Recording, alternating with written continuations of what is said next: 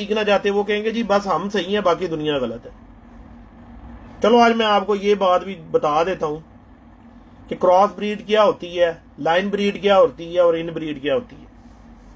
आपने एक जोड़ा लगाया, एक नर और एक मादी, ठीक है ना जी। उसके बच्चे निकले, फिर उसकी झोली निकाली, फिर तीसरी झोली निकाली। कई लोग क्या करते हैं, पहली झोली का पट्ठा तीसरी झोली की पट्टी, इसको आपस में जोड़ा लगा देते हैं, बहन भाई का, और इनके निकालते हैं बच्चे। ये तरीका बिल्कुल गलत है। ये इनब्रीड हो गए, यानी सगे बहन भाइयों को ऊपर नीचे की झोलियों को लगा के, या मां बेटे को लगा दिया, बाप बेटी को लगा दिया, तब भी गलत है। ये आपके हो जाएंगे इनब्रीड। मां को बेटे से लगा दिया तो तब भी इनब्रीड हो गया, बेटी को बाप से लगा दिया तब भी इनब्रीड हो गया। होता कैसे है, हम जो लोग समझते हैं कि 50% का नर और 50% की मादी, ये तरीका बिल्कुल गलत है, बिल्कुल गलत है। बेटी बच्चा 75% उसमें खून उसके बाप का होता है और 25% उसकी मां का होता है, और बेटा बच्चा जो होता है उसके अंदर 75% खून उसके बाप का होता है, 25% उसकी मां का। ठीक है जी। अब उस्ताजा कराम करते की हैं, पिलाना चाहिए यार, सर्दियों के अंदर कबूतर पानी कम पीता है, उसको नॉर्मल पानी रात को पिला देना चाहिए। पहले बात तो कंप्लीट हो लेने दो, फिर कर लेना जो सवाल करने हो। अब होता क्या है, टेंशन की है, टेंशन ये है कि हमने बेटे को बाप से लगा दिया, और सॉरी बेटे को मां से लगा दिया, बेटी को हमने बाप से लगा दिया, ठीक है। तो वो बाप का खून उसमें चला गया, उधर से उसकी मां का। अब बेटे की दुम खुली है, जारी बात है उसकी मां की भी खुली निकली हुई होगी, मां की खुली होगी दुम। तो हमने मां और बेटे को लगाया, 80% चांस आते हैं कि उसकी अंदर वही वाली खराबी जो मां में होगी वो बेटे से आगे से बच्चों में दोबारा जीन्स में ट्रांसफर हो जाएगी, गलती आ जाएगी।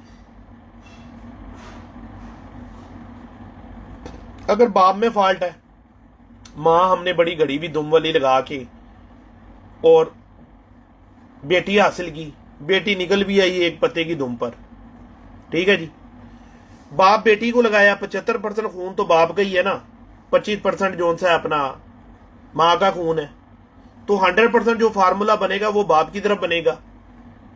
तो वो बाप क्या करेगा, बाप की अगर दुम खुली है तो बेटी बंद दुम के साथ लगने के बावजूद भी बच्चों में फॉल्ट आने शुरू हो जाएंगे। सारे नहीं आएंगे, लेकिन काफी हद तक अंदेशा यही होता है कि फॉल्ट आते हैं, क्योंकि मैं तो इन प्रैक्टिकलों से गुजर गया हुआ हूं।